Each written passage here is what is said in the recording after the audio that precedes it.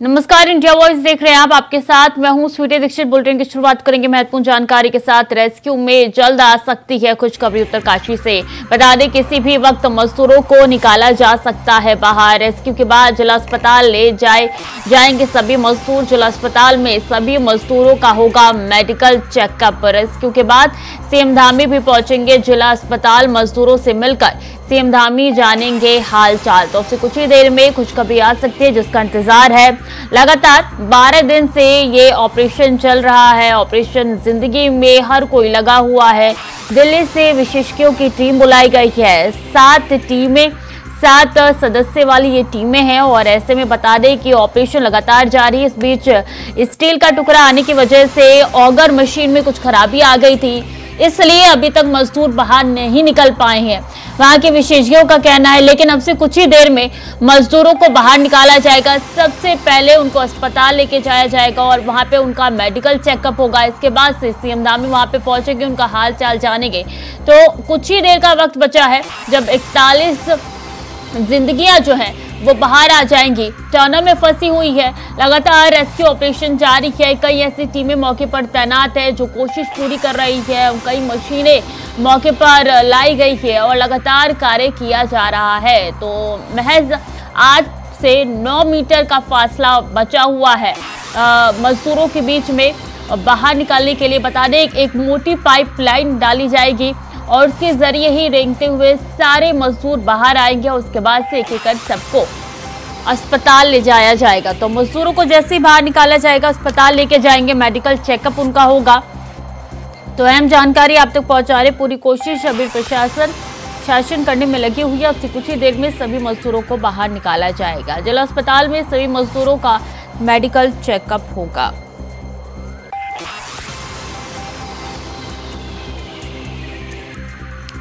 तो बता दें कि जैसे ही जिला अस्पताल सभी मजदूर जाएंगे, उनसे सीएम धामी मिलने के लिए पहुंचेंगे, उनका हालचाल भी जानेंगे, क्योंकि काफ़ी लंबा वक्त हो चुका है और ऐसे में एक ह्यूमन बॉडी को बहुत ज़रूरी होते हैं कि उसको कई विटामिन मिले। बता दें कि लगातार ये ऑपरेशन जो है वो जारी है। उत्तरकाशी से सीधे अभी कैंतुरा हमारे साथ जुड़ चुके हैं। अभी क्या चल रहा है मौके पर? कहा यह जा रहा है 8 से 9 मीटर का फासला महज बचा हुआ है। कितनी देर लगेगी इस फासले को तय करने में? ये कह सकते हैं कि फासला लगातार कम होने की तैयारी यहाँ पर है। लगातार की जा रही है और अभी तक स्थिति ये कह सकते हैं कि जो 8 से 10 मीटर का जो फासला है, उस पर आखिरी जो पेट्रोल का जो काम है वो शुरू नहीं हो पाया है। प्रशासन की तरफ से लगातार वहाँ पर जो व्यक्ति हैं उनको वहाँ पर सभी के साथ काम करने के लिए कहा जा रहा है, ताकि इस वर्क को पूरा किया जा सके।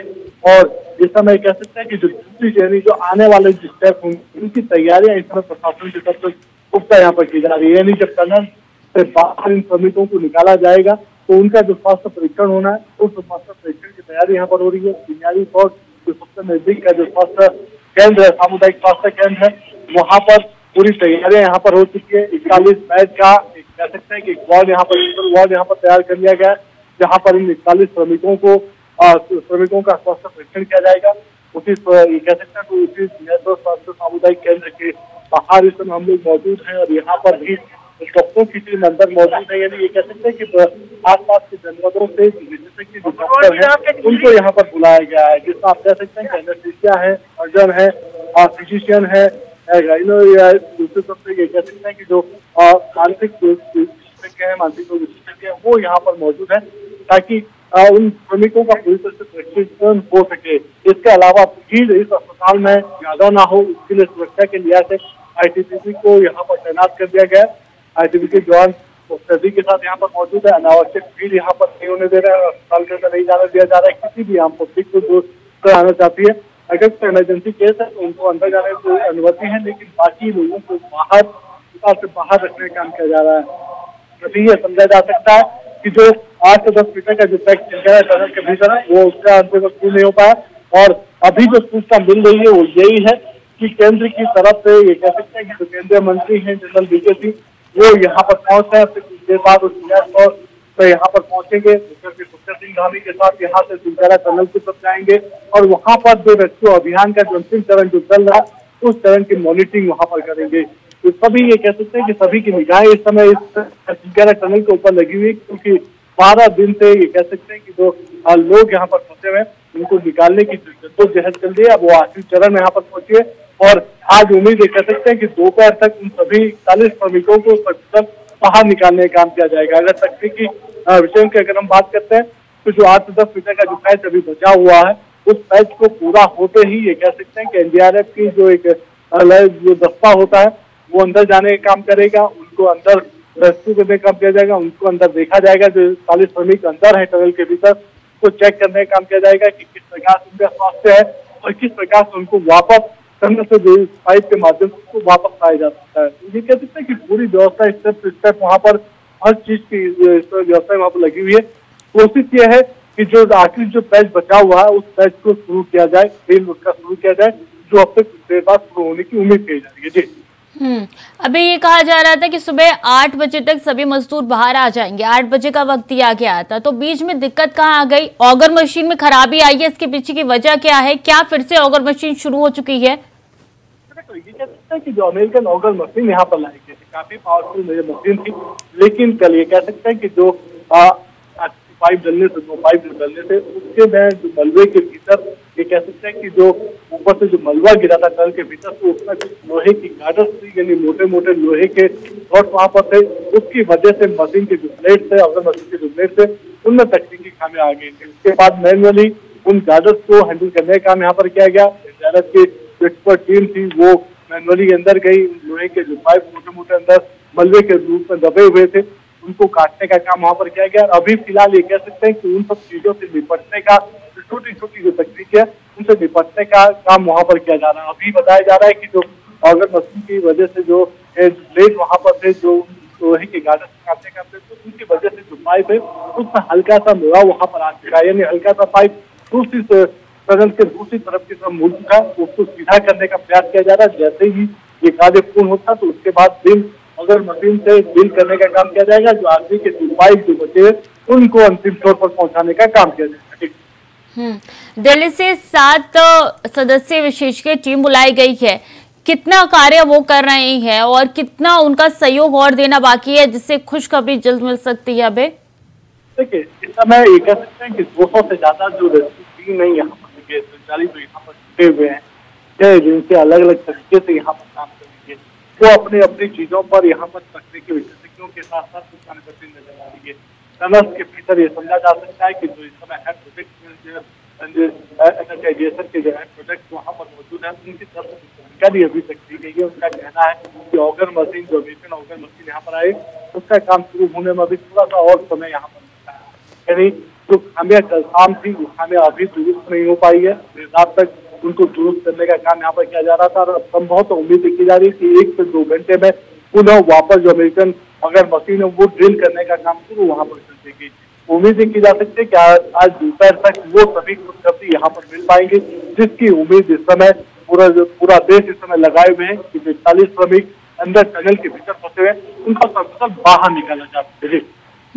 39 मीटर ऐसा पाइप है जो इंसर्ट किया जाएगा अंदर, तो कार्य क्या शुरू हो चुका है और कैसे वो मजदूर उसके जरिए बाहर आएंगे? अभी बिल्कुल ये कह सकते हैं कि जैसे ही ये 12 मीटर का जो पाइप और जो डलने बाकी है, जैसे ही अमेरिकन ऑगर मशीन तो पाइप सील हो जाते हैं, जैसे ही पाइप अंदर जाएंगे तो फिर एनडीआरएफ का 3 सदस्य जो लाइव रास्ता जो होता है, यदि जो पूरी तरीके से मानव रक्षित प्रणाली के साथ होता है वो अंदर जाएगा, उन पाइप के माध्यम से मैनुअली अंदर जाएंगे, अंदर जाके उन श्रमिकों से बातचीत करेंगे, उनका जो प्राइमरी जो हेल्थ चेकअप होता है उसको करने का काम करेंगे, यानी कौन कितने ज्यादा गंभीर अंदर श्रमिक है, किसको किस बीमारी से ज्यादा किसमें दिक्कत आ रही है, क्या उनकी मेंटली स्थिति है, तो उन सब चीजों को चेक करने का काम वहाँ पर किया जाएगा। और उसके बाद एक एक करके 1 बाई 1 करके उन सभी श्रमिकों को वापस निकालने का काम किया जाएगा। मेरे पीछे आप ये देख सकते हैं कि जैसे ही वो श्रमिक लिफ्ट वहां से किए जाएंगे उनको बाहर जगह से बाहर निकाला जाएगा, तो इसी चिंगारी फौज के स्वास्थ्य सामुदायिक केंद्र में यहाँ पर लाया जाएगा,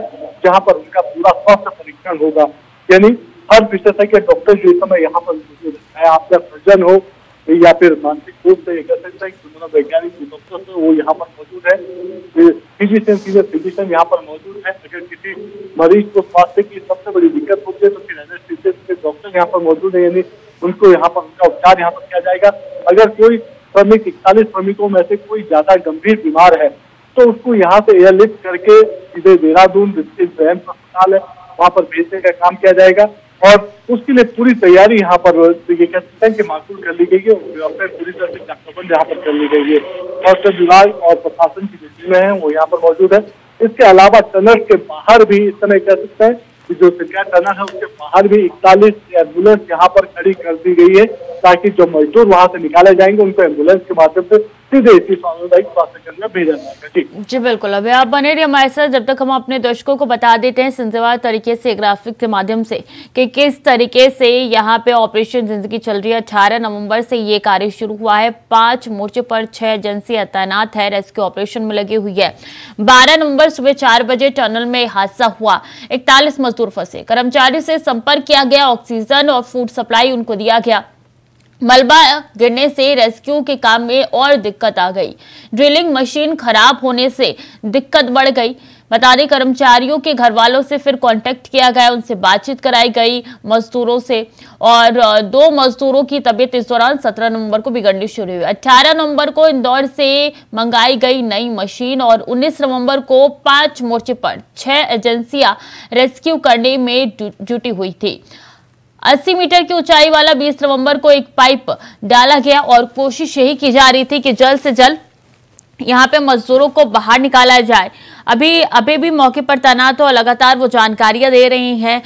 मौजूदा स्थिति की बात की जाए तो सिर्फ चंद मिनटों का वक्त बचा है जब सभी के सभी मजदूर बाहर आ जाएंगे, उनको सुरक्षित बाहर निकाल लिया जाएगा। अभय हमारे साथ बने हुए थे, बहुत बहुत धन्यवाद अभय तमाम जानकारियों के लिए। खबरों में आगे बढ़ेंगे। आज मथुरा दौरे पर पहुंचेंगे प्रधानमंत्री नरेंद्र मोदी। श्री कृष्ण जन्मस्थली पहुंचकर करेंगे कान्हा का दीदार। ब्रजरज उत्सव में शिरकत करेंगे प्रधानमंत्री मोदी। तो है महत्वपूर्ण जानकारी। आज मथुरा दौरे पर प्रधानमंत्री पहुंचने वाले हैं। बता दें श्री कृष्ण जन्मस्थली पहुंचकर करेंगे कान्हा का दीदार और ब्रजरज महोत्सव में शिरकत करेंगे प्रधानमंत्री नरेंद्र मोदी। तो कहा यह जा रहा है कि यहाँ से मथुरा कॉरिडोर का भी वो ऐलान कर सकते हैं, ऐसा संभव है। तो श्री कृष्ण जन्मस्थली पहुंचकर कान्हा का दीदार करने वाले हैं। आज देश के मुखिया ब्रजरथ उत्सव में शिरकत करेंगे प्रधानमंत्री नरेंद्र मोदी।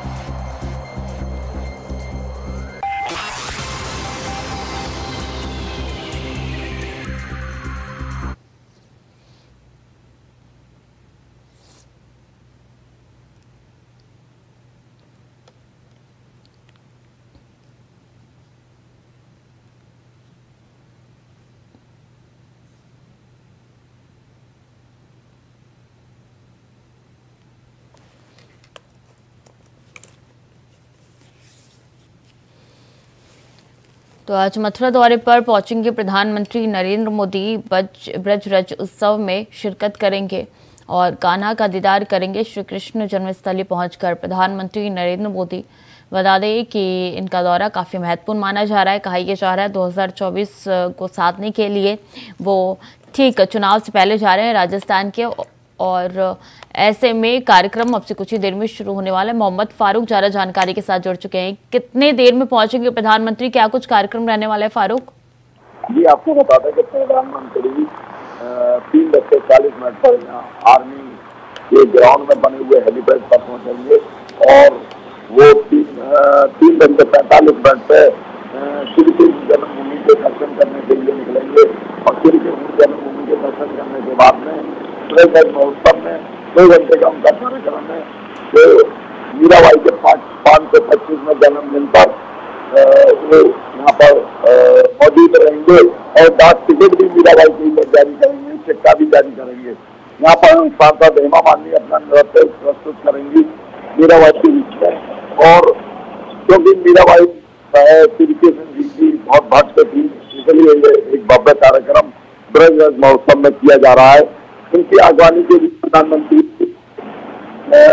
प्रदेश के मुख्यमंत्री योगी आदित्यनाथ, राज्यपाल आनंदीबेन पटेल उनकी अगवानी करेंगे और प्रधानमंत्री मोदी 7:45 पे दिल्ली के लिए रवाना हो जाएंगे। जी फारूक, कहा यह जा रहा है कि ये चुनाव को साधने के लिए प्रधानमंत्री का दौरा है, सियासी मायने भी इसके काफी ज्यादा निकाले जा रहे हैं। जी आपको बता दें कि यहाँ पर तमाम मथुरा वासियों की और ब्रजवासियों की उम्मीदें लगी हुई है प्रधानमंत्री से कि मथुरा के लिए जरूर कुछ न कुछ सौगात देते हैं। प्रधानमंत्री जाएंगे और मथुरा में विकास कार्यों के लिए पैसा देकर जाएंगे। सबसे महत्वपूर्ण बात है कि कॉरिडोर वृंदावन में बनना है, जो हाईकोर्ट ने जिसका निर्देश दिया है कॉरिडोर के लिए, उसके बजट की भी घोषणा प्रधानमंत्री नरेंद्र मोदी यहाँ कर सकते हैं। और कॉरिडोर के लिए जो ग्रोथ हो रहा है वृंदावन में, क्योंकि कॉरिडोर बनने से वृंदावन की प्राचीन गलियां का स्वरूप खत्म हो जाएगा, पिंकी गलियों का स्वरूप खत्म हो जाएगा। श्री सिंह जी ने यहाँ पर कॉरिडोर की जो गलियां हैं वहाँ पर लीला करी थी, तो वहाँ स्थानीय निवासियों का मानना है वहाँ पर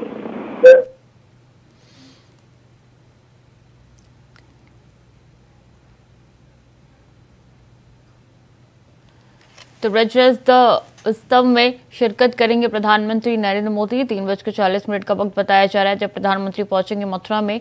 और मथुरा दौरे पर आज रहने वाले प्रधानमंत्री नरेंद्र मोदी इससे पहले राजस्थान जाएंगे, चुनावी जनसभा को संबोधित करेंगे और उसके बाद ठीक मथुरा जाएंगे। फारूक लगातार हमारे साथ बने हुए हैं। फारूक का कहा यह जा रहा है कि यहां से बड़ा ऐलान कर सकते हैं प्रधानमंत्री। कौन सा ऐसा ऐलान है जिसका इंतजार हर कोई कर रहा है मथुरा में? जी, सबसे बड़ी बात यह है कि कॉरिडोर का जो हाईकोर्ट द्वारा एक फैसला सुनाया गया है वृंदावन ठाकुर बांके बिहारी मंदिर पर, उसका भी एक ऐलान कर सकते हैं, उसके बजट का, क्योंकि कॉरिडोर के ऊपर सबकी निगाहें टिकी हुई हैं। उसका बजट राज्य सरकार को देना है जिससे उसका निर्माण होगा। लेकिन ब्रजवासियों का एक तरफ कहना है कि कॉरिडोर का निर्माण नहीं होना चाहिए, जो प्राचीन गलियां हैं उनका स्वरूप नष्ट हो जाएगा, क्योंकि श्री कृष्ण जी ने उन प्राचीन गलियों में लीला करी थी। इसलिए वृंदावन में विरोध भी हो रहा है। लगभग 100 दुकानें और मकान का ध्वस्तीकरण भी होगा, जिसको लेकर बेरोजगारी होगी। इसलिए वृंदावन के लोग इस पर कॉरिडोर को लेकर विरोध कर रहे हैं। और भी ब्रजवासियों को प्रधानमंत्री नरेंद्र मोदी से काफी उम्मीद है कि मथुरा के विकास के लिए जरूर कोई ना कोई प्रधानमंत्री सौगात देंगे। जी तो बताइए, इस पूरे कार्यक्रम में सीएम भी उनके साथ मौजूद रहेंगे क्या? जी, उनकी आगवानी 3:40 पर मुख्यमंत्री योगी आदित्यनाथ और गवर्नर आनंदीबेन पटेल उनकी आगवानी करेंगी और उनको जो है 3:45 पे ब्रज महोत्सव में ले जाएंगी। और ये मुख्यमंत्री और राज्यपाल उनके साथ में श्री कृष्ण जन्म स्थान के दर्शन भी करने जाएंगे। जी, तैयारी किस तरीके की चल रही है फारूक? जी, यहाँ पर 3 दिन से लगातार तैयारी चल रही है। प्रधानमंत्री के आगमन को लेकर जिला प्रशासन पूरी तैयारियों में जुटा हुआ है। मैं आपको दिखाऊंगा, अपने कैमरामैन से कहूंगा जगह जगह बैरिकेडिंग। जी बिल्कुल, तैयारी काफी सुगम है। जिला प्रशासन पूरी कोशिश कर रहा है कि तैयारी जो है वो चाक चौबंद हो सके। बहुत बहुत शुक्रिया फारूक आपका तमाम जानकारियों के लिए। तो आज मथुरा दौरे पर प्रधानमंत्री रहने जा रहे हैं और श्री कृष्ण जन्म स्थली पहुंचकर कान्हा का दीदार करेंगे।